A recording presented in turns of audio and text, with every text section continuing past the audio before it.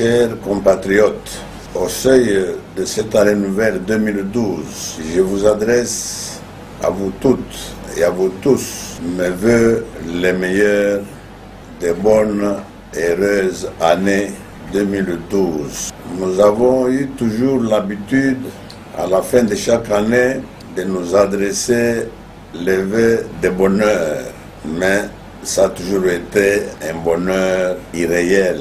Cette fois-ci, étant donné que après 30 ans de lutte pour la démocratie et l'état de droit, nous avons la chance, cette fois-ci, de souhaiter un vrai bonheur au peuple congolais, parce que, enfin, après tant d'années de répression et de dictature, nous venons de retrouver l'état démocratique et l'état de droit que nous attendions.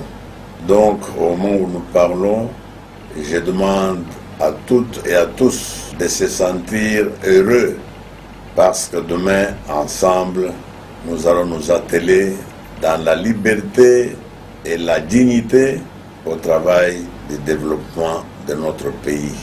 Mais, depuis que j'ai prêté serment, vous tous et vous toutes, vous êtes en train de vous demander pourquoi je n'ai pas commencé le travail. Ce n'est pas parce que la communauté internationale n'a pas reconnu ma légitimité. Au contraire, la légitimité d'un président, c'est une affaire du peuple congolais. Le peuple congolais qui m'a élu massivement, c'est que je suis le seul président élu.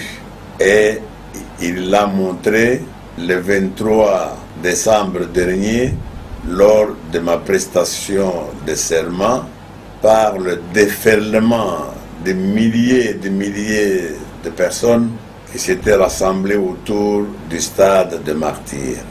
Le peuple l'a aussi démontré par les manifestations grandioses organisées par nos compatriotes de la diaspora pour montrer à la communauté internationale, c'est ainsi que depuis ces manifestations et surtout celles de l'intérieur du 23 décembre dernier, face à la prestation de l'ancien chef de l'État qui lui a prêté serment dans un camp militaire, il n'y a plus, ni à l'extérieur, ni au Congo, de doute sur la personne qui a été élue par le peuple congolais lors des élections du 28 novembre dernier. Mais malgré ça, vous voyez que je n'ai pas encore commencé le travail.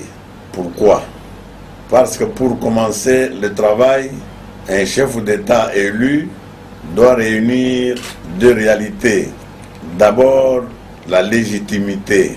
Or, celle-ci ne pose aucun problème parce que je suis sorti victorieux des élections du 28 novembre dernier.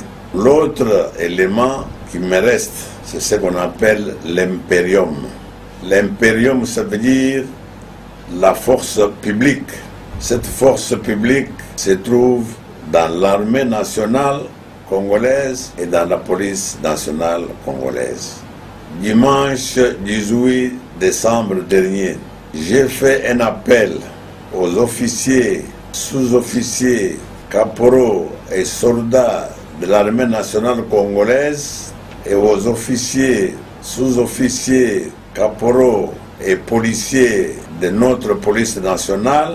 Ils doivent respecter la volonté du peuple en se soumettant au nouveau chef de l'État que je suis. Je demande à toutes les Congolaises et tous les Congolais qui ont une relation quelconque avec nos compatriotes qui sont dans l'armée ou dans la police pour leur expliquer qu'ils n'étaient pas au service d'un individu, ils étaient au service de la nation.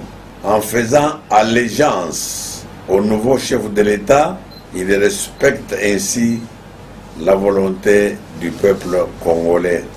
Je dois me contenter ce soir de ce message auquel j'espère que tous les Congolais et toutes les Congolaises vont répondre pour que je puisse commencer le travail pour lesquels vous m'avez élu.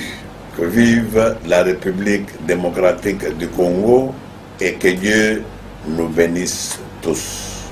Merci.